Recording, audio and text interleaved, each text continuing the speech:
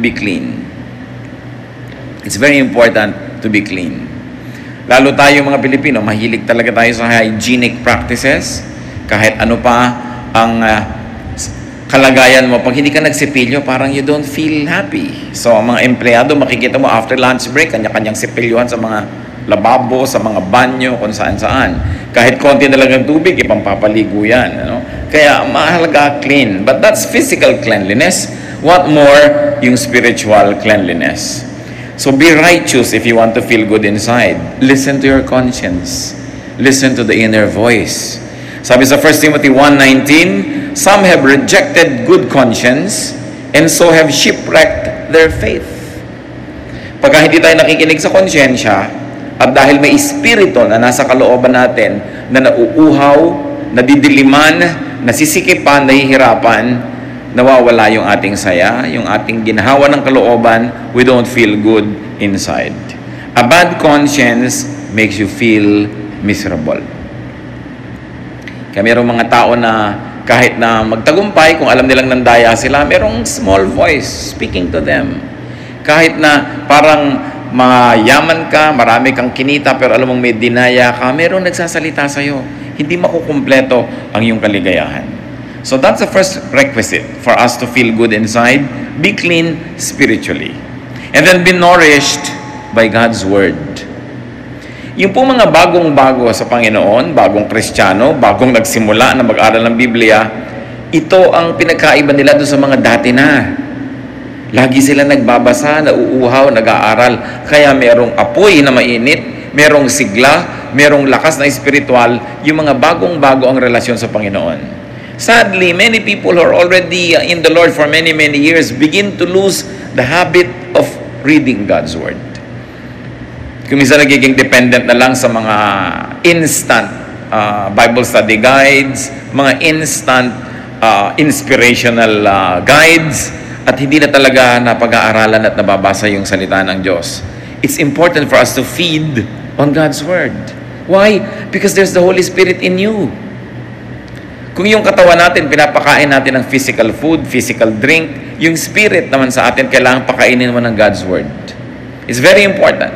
Many people who begin to wonder why they have lost the initial joy of the relationship with God will find that most of the time what is neglected is Bible reading. Yung Bible reading na hindi nagmamadali, yung talagang naghahanap ng katuruan, ng mga utos na susundin, ng mga bagay na dapat tigilang gawin, mga bagay na dapat simulang gawin, at mga pangako na dapat ay angkinin. Psalm 119, 105, your word is a lamp to my feet and a light for my path. You know that light gives comfort. A lamp gives you security. And very importantly, God's word detoxifies. Marami ng uso ngayon. Bismillah, uminom ka ng ganitong herb, uminom ka ng ganong gamot, gawin mo ito, gawin mo yan, para alisin yung mga lason sa iyong katawan. Para daw luminis ang ating dugo, luminis yung ating circulatory system, lahat-lahat ng yan. Pero ang talagang panglinis ng mga spiritual toxins ay yung salita ng Diyos. Daig talaga niyan kahit ano pang gamot ang maiisip mo. Kasi yan ang nagmumula sa puso ng Panginoon. It's not important just to read, but it's very important to meditate on God's words. Kaya dapat talaga ang taong mananatili yung joy sa kanyang puso, yung malalim na kaligayahan, nagbabudget siya ng oras, naglalagay talaga siya ng panahon para magbasa ng salita ng Diyos araw-araw. Kung yun man ay sa umagang-umaga, sa tanghali o sa gabi, kung ano yung hiyang sa inyo na panahon, pero kailangan ipinaglalaban yan. Ang mga taong tinatawag na nagbabackslide, ang kauna-unahan nilang makikita mong gawain sa pagbabackslide, yung hindi pagbabasa ng Biblia in a regular basis. Wala kang makikita na sasabihin mo, itong taong to, backslider or in a backslidden state, o nalayo sa Panginoon na patuloy na nagbabasa araw-araw. Parang hindi pa ako nakakita ng ganon. In fact, stopping reading God's Word and meditating on it every day is the beginning of backsliding. Paano po i-describe ang blessed man sa Psalm chapter 1, verse 2? His delight is in the law of the Lord, and on His law He meditates day and night. Siyempre, yung ating mga Bible study leaders, mga preachers, may mga meditation yan later on for the consumption of everybody. Pero dapat meron kang personal meditation. Hindi mo lang iaasa sa teacher, sa preacher, yung pagkain, paglulunok, pag-digest ng salita ng Diyos. Kailangan may kanya-kanya tayong ginagawang ganyan. Colossians 3:16, let the word of Christ dwell in you richly. Kasi nasabi ng iba, kaya ka nagkaka-swine flu, kaya nagkakaroon ng iba't ibang flu, bumababa daw yung resistensya, bumababa yung immunity level mo. So, yung dati, dinadapuan ka ng sakit, umubo yung katabi mo, may dalang sakit, pero kung malakas ang katawan mo, hindi mo tatanggapin yung sakit na yun kasi nilalabanan ang katawan mo. At ganoon dapat yung espiritu natin. Lagi tayong may intake of God's Word para pag dumadating yung temptation, dumadating yung mga pagsubok, yung mga hirap, hindi ka nun naigugupo kasi may panglaban ka. It's very important na pinakikipaglaban po yung reading and being nourished by God's Word. Meditation gives perspective. Lumilinaw yung maliit na problema, mukhang malaki yan pagka hindi mo yan tiningnan sa salita ng Diyos. Pero pagka naging malinaw sa yung salita ng Diyos, yung mukhang malaking problema, lumiliit. Meditation gives balance. Meditation gives a sense of well-being. Kaya kahit ngayon sa mga spa, sa mga health club, yung binibigyan nila ng may meditation room pa, mayroong mga time for kung ano-anong relaxation and meditation because they have realized the therapeutic value of meditation. Ngayon, kung ginagamit mo yung Word of God, not just as therapy, kundi talagang cure, food, medicine, lalong-lalo na. Another way, of course, to feel good inside, at ito naman, alam nating lahat, pero dapat na-review kasi madalas na neglect. Pray. Be prayerful. Ephesians 6:18, pray in the Spirit on all occasions with all kinds of prayers and requests. At sabi sa 1 Thessalonians 5:17, pray continually. Kailangan tuloy-tuloy ang prayer. Why prayer soothes? Nakakapagpaluwag ng dibdib. Prayer empowers. Yung bago ka nagpe-pray, parang feeling mo, talunan ka na ng mundo, wala ka nang ilaban sa mga hirap, wala ka nang kapangyarihan, pero matapos mong mag-pray, when you say amen, you will feel the resurgence of power and energy because prayer plugs you into God. Kung yung ating mga instrumento, mga gamit na di kuryente, pag isinaksak mo sa plug, pumapasok yung kuryente, umaandar yung electric fan, umiinit yung plancha, tayo sa prayer, doon tayo napaplug in sa power ng Diyos. At yung kanyang kapangyarihan mula sa langit, pumapasok sa ating espiritu, nakikiisa sa atin. Prayer transports. Kahit ikaw ay nasa isang place of misery, when you close your eyes and pray, and your spirit is with God, you suddenly find yourself to be in a garden that's quiet, or by a poolside, or in a refreshing greenery, because prayer transports. Prayer allows us to transcend physical limitations. Prayer, naturally, of course, transforms. Dapat ang tao, pag ganito yung kalagayan niya, tapos nag-pray siya, pag dilat ng mata niya, pag sabi niya ng amen, hindi na ganun yung kalagayan niya. Naiba na siya.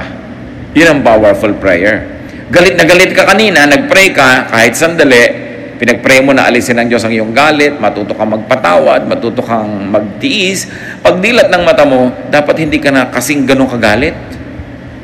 Kasi talagang ang tunay na panalangin, nagpapabago. Talagang maiiba yung pati physical makeup mo. According to researches, yung mga matataas ang presyon, magpe-pray sila, magme-meditate. Pagkatapos ng ilang minuto, kukuhanan uli ng blood pressure, bumababa, nare-relax. Makapangyarihan ng panalangin. Hindi natin kayang maunawaan, so magdasal na lang tayo. Hindi na aarok ng siyensya hanggang ngayon yung hiwaga ng panalangin. Pero ang nananalangin mismo ang nakakaalam nun. Kaya magtataka kayo mga iba, mananampalataya, may daladalang Biblia, sinasabi Kristiyano sila, pero warrior. Laging nagwo-worry. Pero ang kasabihan nga, why worry when you can pray? Nagwo-worry ka, baka ka magutom bukas, ano magagawa mo? Mag-pray ka. Nagwo-worry ka tungkol sa mahal mo sa buhay na ang layo-layo, baka nasa panganib. Kaya mo ba siyang iligtas? Nandito ka. So you pray. Why worry when you can pray? Why continue feeling negative when you can come to God in prayer and ask that God soothes you, comforts you, and that God changes your disposition. Prayer makes you feel good inside. How else do we feel good inside? Be one, inside and out. Eliminate, minimize contradictions within you. Dapat pag nakangiti ang labi mo sa isang tao, pati puso mo nakangiti talaga sa kanya. Mahirap yung nakangiti yung labi mo pero nakasimangot yung puso mo. Yun yung hati ka. Hindi ka sasaya nun. Walang taong hati na sumaya. Kailangan nando ka sa cause na gusto mo, hindi dun sa labagang yung kalooban. Dapat sinusuportahan mo yung mga taong gusto mo talagang suportahan. Minamahal mo yung gusto mong mahalin. Ginagawa mo yung talagang gusto mong gawin. Kasi pag hindi mo pa ginawa yung gusto mong gawin, sinong gagawa nun para sa'yo? Ang pinag-uusapan siyempre natin yung mga gawain na hindi naman pinagbabawal ng Diyos. Yung pagdadalawang isip, pagdadalawang loob, nagtatanggal yan ng kapayapaan at katahimikan. Kaya mga kapatid, kung ano man ang pinagdadalawang loob,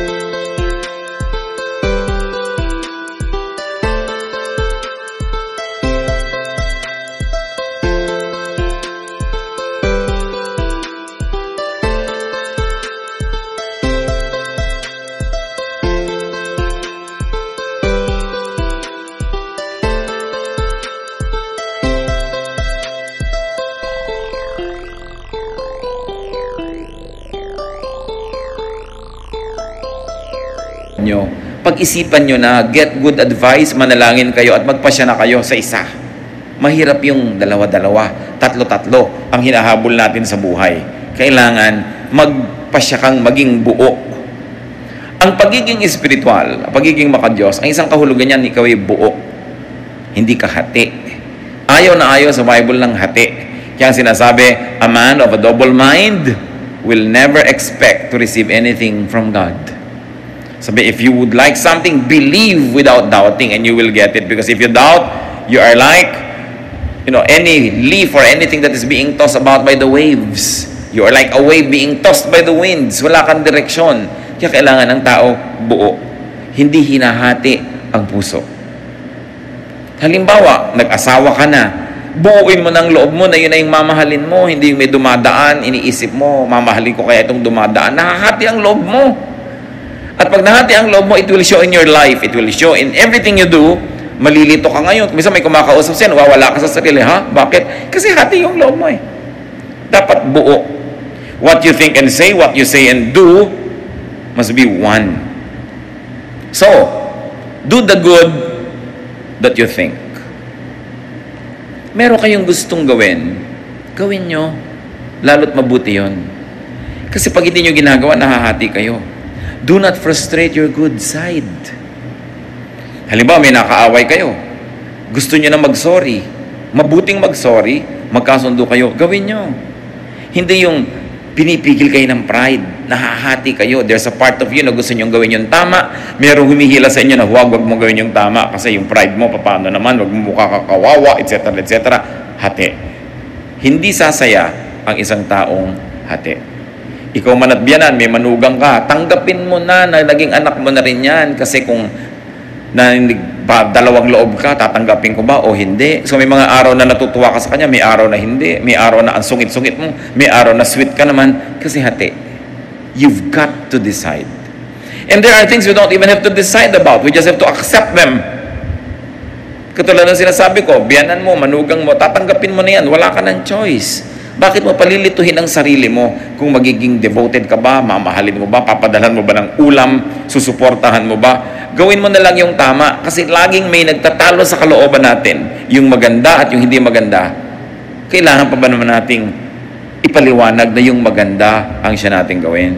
Sabi ng Panginoon sa Matthew 12:25, Jesus said, every kingdom divided against itself will be ruined, And every city or household divided against itself will not stand. Kung ang isang kaharian na hati ay matutumba, kung ang isang bahay na hati ay guguho, ano ang mangyayari sa isang puso na hati? Kaya dapat hindi hinahati ang puso. Huwag na nating lilituhin ang ating mga sarili. At kabaligtaran ng do the good that you want to do, bakit natin pinag-uusapan to? Marami pong tao, alam nila yung magandang gawin, gusto nilang gawin, pero may pumipigil sa kanila. Mga tatay, gusto nila halimbawa akbayan yung anak nilang lalaki na maging tender and nice sila sa anak nila, pero hindi, this is not the macho thing to do. So, pinipigil yung paggawa ng mabuti. Why? It's good. Hindi mo naman laging pwedeng yakapin yung anak mo, hindi naman laging available. So, why not do it? Marami din mga anak gusto mag-express ng pagmamahal nila sa parents nila, hindi ma-express. Pero sa kaibigan, ang dali-dali mag-express. Pero yun lamang, yayakap ka sa magulang mo, magkikis ka, hirap na hirap ka rin. Bakit? Maganda naman yun. Huwag hatiin. And do not do the bad that you do not want to do. Alam naman natin yung masama, alam natin ayaw natin gawin, pero madalas, nagagawa. Romans 7:19, for what I do is not the good I want to do. No. The evil I do not want to do, this I keep on doing. Sabi ni Paul. Ako na nga, sabi ito yung gusto kong gawin na mabuti, hindi ko nagagawa. At yung ayaw kong gawin na masama, yun na lang ang madalas na nagagawa ko. Hati. Dapat hindi ganon. Walang taong sasaya paghati siya. Meron pa pong isang nagpapasaya ng kalooban. Again, premise on the fact that the Holy Spirit of God resides in us, that we were created in God's image. You want to be happy inside, you want to feel good inside, be noble. Nourish your nobility, your greatness. Nourish your God-likeness. Genesis 1:27, so God created man in His own image. Ang ating wangis, wangis ng Diyos. Ang espiritu natin, espiritu ng Diyos na ibinigay sa atin. Ginawa tayo upang maging mahalaga, mataas ang uri. Psalm 139 verse 14, I praise you because I am fearfully and wonderfully made. Romans 8:29, for those God foreknew, He also predestined to be conformed to the likeness of His Son. Tayo, kamukha ng Diyos, nilikha, ginawang tao, naligaw, na iba yung itsura, pero ang goal ngayon bumalik na maging kamukha uli ng Diyos through the Lord Jesus Christ. So ano ang purpose ng buhay? Maging kamukha uli ng Diyos. Maging kapareho ng Diyos ang isip, ang puso, ang gawain. At ang tao, pinakamasaya, pagka yung kanyang wangis, yung gawa niya, yung sitwasyon niya sa buhay, malapit sa wangis ng Diyos. Kasi yun ang likas, yun ang totoo, yun ang natural sa atin. Parang mga baboy, ano ay kinakatuwa niyan? Maglublob sa putik. Kalabaw, ano ay kinakatuwa? Maglublob sa tubig at sa putik. Kasi yun ang nature nila Baboy sila, kalabaw sila. Diba? Ano ang ikinaliligaya ng ibon? Lumipad. Kaya ibon man may layang lumipad. Kulungin mo at umiiyak. Kasi nature niya yun na lumipad. Anong nature ng tao? Maging kamukha ng Diyos. Kasi nilikha tayo na kamukha ng Diyos, at nung tayo'y nadapa at naligaw, kaya si Jesus ay namatay para sa atin tayo tubusin, para makabalik tayo dun sa daan, pagbalik dun sa magiging kamukha muli ng Diyos. So what is the goal of life? Christ-likeness. At kung gusto mo to feel good inside, be Christ-like, be God-like, be noble. Maging kagalang-galang. Kaya di ba pagka ikaw ay dumarating at binibati ka ng maganda, you feel good, ginagalang ka? Pero pag binabastos ka, you feel bad. Why? Kasi hindi natin nature na bastusin. We were created in God's image. Kaya pag binibigyan ka ng halaga, inaalok, binabati ng good morning, birthday mo, naalala, lalo't may regalo, tuwang-tuwa ka. You know why? Because pinapahalagahan ka. Kasi tayo ay mahalaga. Sino ngayon ang taong lulungkot? Yung hindi niya pinahahalagahan ng sarili. Yung pinapayagan niya na maging siya ay basahan dyan, binabastos-bastos, binabali, walang taong sumasaya na ganun, kasi hindi na ating likas. What then should we do? No? How do we become noble and nobler and nobler? by making the right choices. May mga gusto tayong gawin na mataas, maganda, gawin natin. Meron tayong gustong sabihin na noble, gusto mong pumuri sa tao, gawin mo. Because it's the noble thing to do. Luke 12:12, the Holy Spirit will teach you what you should say. Ganun nakatanim sa atin yung Espiritu na pati sasabihin mo pa nga, maituturo ng Espiritu yung gagawin mo, yung desisyon mo, kung maganda ang relasyon mo sa Diyos. So, how do we become noble? Do good. We are most noble when we do good. We are least noble when we do things that are bad. Kaya nakikita nyo yung mga nahuhuli sa akto na gumagawa ng mali. Pinagmamalaki ba nila yun? No. Kasi hindi yun ang gusto natin na malaman ng tao tungkol sa atin. Kasi hindi tayo talaga ganun. Dapat maging mabuti at maging mabait. Because that is what is noble. Yung mabuti, inclination yon. This is the nature of the heart, mabuti. Yung mabait is kabutihan in action, nagiging kabaitan. So mabait ka, mabuti ka. Mayroong mga taong mabuti pero hindi mabait. Mabuti sila, hindi sila gumagawa ng masama. May intensyon silang gumawa ng mabuti pero wala namang action. Kailangan may action. Yun ang kabaitan. How do you feel noble? Kailan tayo nakakaramdam, mga kapatid, na ang taas-taas ng pagkatao mo? When you give more than you get, you feel noble. Yung nagbibigay ka, taos puso, you feel noble kesa ikaw yung binibigyan. Di ba? Hindi masarap yung feeling na ikaw yung binibigyan. Pag masarap ang feeling mo nun, something's wrong. Pero usually, mas masarap yung nagbibigay ka kesa yung namamalimos ka, kesa ikaw itong kinakahabagan. Mas masarap yung ikaw yung nahahabag because to give is noble. Do not get, then just forget.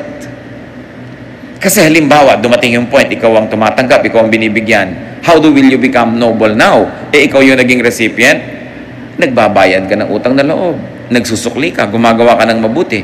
Kaya pag may gumawa sa atin ng mabuti, pagkatapos na-empower naman tayo, lumakas, tayo naman yung gumagawa ng mabuti sa kanila, you feel good. Because it's your nature to feel good that way. You want to feel noble, give more than you get. Give more than you receive. Do not just get and forget. Pagka kayo hingi lang ng hingi, kuha ng kuha, tapos hindi tayo marunong magsukli, gumawa ng mabuti, yung konsyensya nyo, binabagabag din kayo. You will not feel good. Hanggang hindi kayo nagsusukli ng kabutihan. Do not receive what you cannot reciprocate. Mga babae, nililigawan kayo, o ngayon kahit lalaki, naliligawan na rin. No? So, ang nangyayari, huwag kayong tanggap ng binibigay sa inyo kung wala naman pala kayong pagtingin. Hindi nyo naman pala susuklian ng isang kindat o isang holding hand o isang yakap. Wala pala kayong balak isukli o ipalit. Huwag yung tanggapin. Because that is not the noble thing to do. It's important to be noble. And nobility has nothing to do with wealth. May mga tao ang yayaman pero hindi noble ang mga pamamaraan nila. Hindi noble yung kanilang karakter. May mga tao ang hihirap pero ang taas ng pagkatao. Alam mong taong-tao ito kahit walang pera. Walang kinalaman ng pera dyan. And when we are noble in our ways, we feel good. Another way to feel good inside, be classy. Dapat class act. Hindi ko sinabing maging mahal ang damit mo, maging expensive yung taste mo, pero may class ka. What do you mean? Do not do not say, do not think what makes you appear or feel cheap. Meron na ba kayong nagawa na sabi na pagkatapos na nagsisisi kayo dahil mukha kayong mumurahin? Huwag niyong gagawin yun. No? Alam ba, gusto mo isang tao pero ayaw sa'yo, huwag mong ipagdutdutan ang sarili mo kasi magiging cheap ka. Yung tuwing dadaan siya doon, nandun ka nakakalat. Yung pupunta sa showroom na yun, nandun ka. Yung parang wala ka nang ginawa kundi planuhin siya abangan. It's cheap. No? Do not appear and do not feel cheap. Lalo ikaw babae, hindi ka naman pinapansin. Ikaw pa tong laging nakakalat dyan. You know, it's cheap. It will not make you feel good. Magkakaroon ka lang ng immediate pleasure dahil napagbigyan mo yung hilig mo. Pero pag nananahimik ka na at nag-iisa,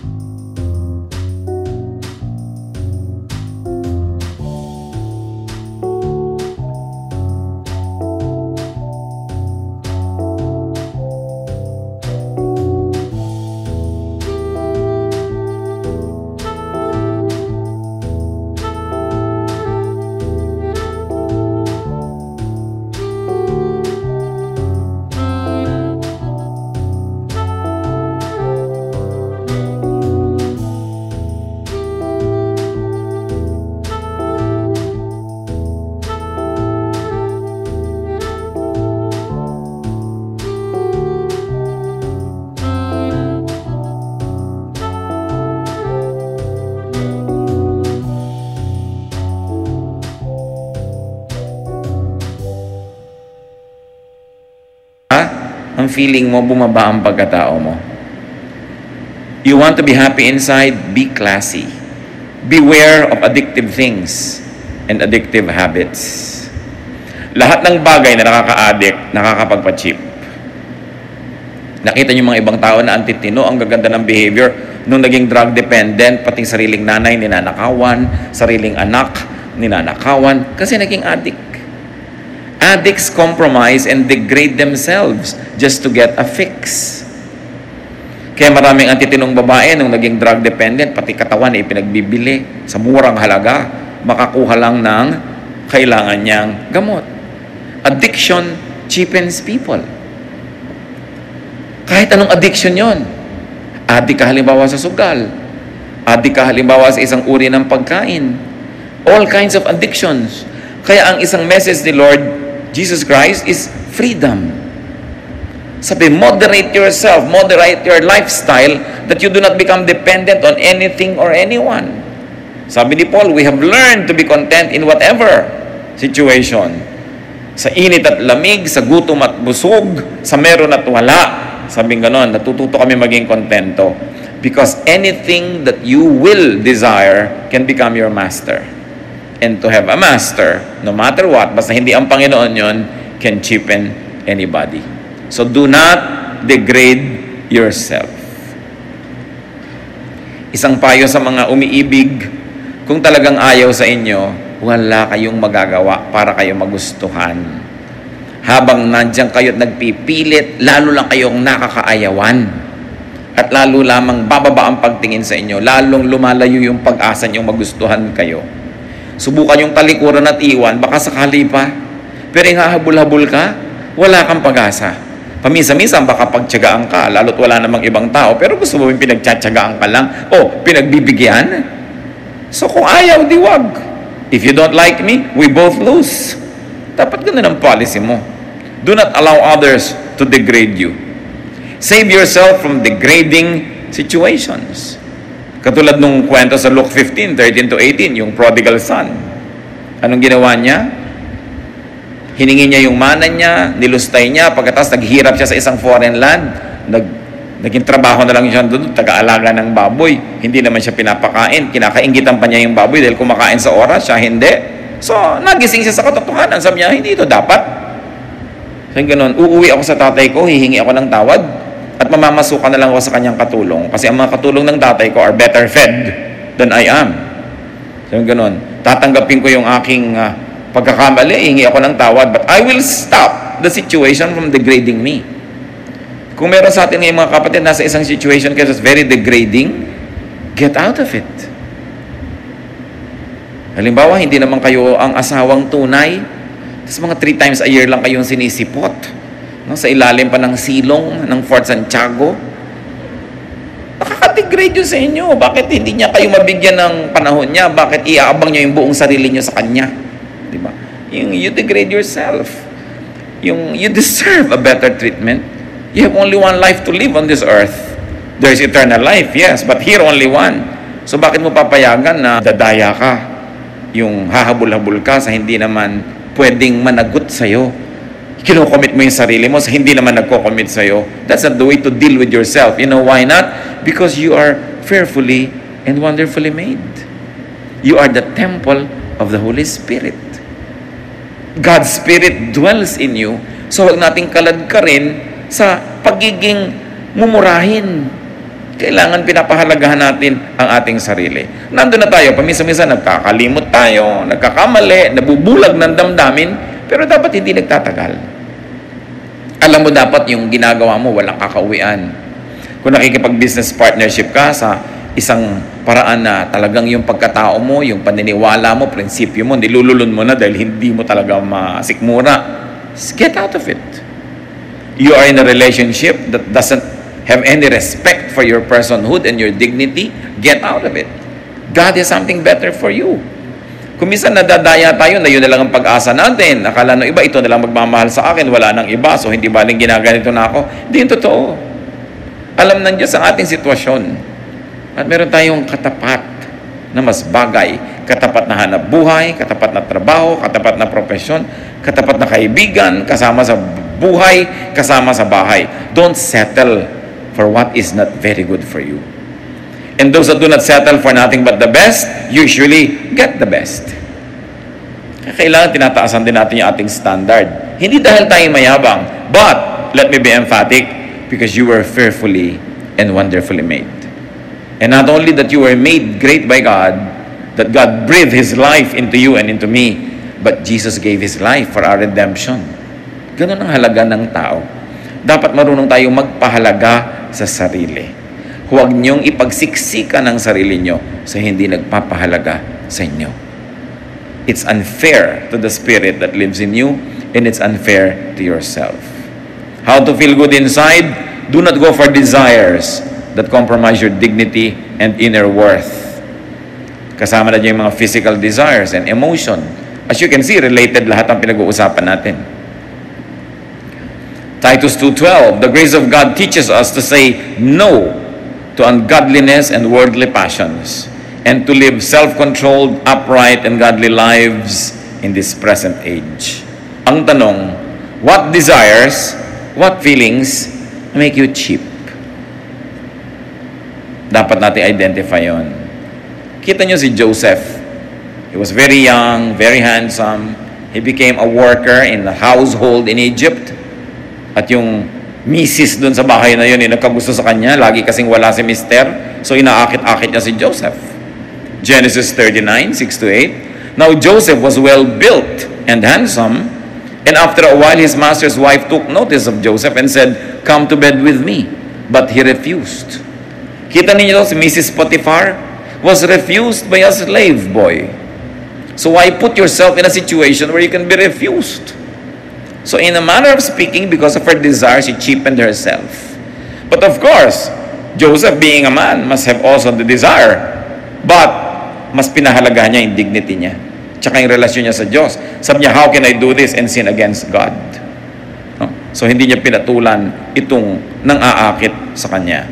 Sa Luke 4:3-8, ganyan din ang nangyari sa Panginoon. Inaakit ni Satanas na sumamba sa kanya. Bibigay ko to sa iyo, bibigay ko to sa iyo, bibigay ko to sa iyo. Sabi ni Lord, get behind me, leave me. God says that I should not. To paraphrase what happened. So, kung ikaw naalok ng isang bagay na gusto mo at hindi mo na isip-isip na sa paghahangad mo sa bagay na yon, bababa ang kalagayan mo, madadaya ka nga. Kaya nagsisimula tayo mga kapatid sa mataas na pagtingin sa sarili.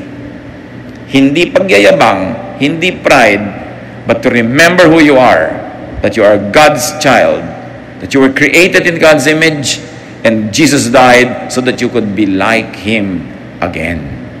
Pag naaalala natin yun, na may mataas tayong kalagayan, mataas na calling, then hindi ka papayag na ginaganong-ganong ka lang.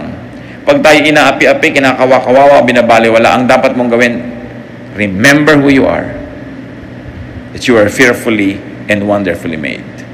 At sabi nga na Ephesians 4:30, which we have already read, do not grieve the Holy Spirit. Pagka binababa natin ang ating pagkatao, we grieve the Holy Spirit. When we desire things to the point na susunod-sunod tayo, aabang-abang, we grieve the Holy Spirit. So feel good inside, and one of that is by changing the outside world. When you feel bad, baka naman may dahilan at pwede mong palitan in your outside world so that you will feel good. Maybe you should clean your environment, go out and take a walk, change the situation, and it might make you feel good inside.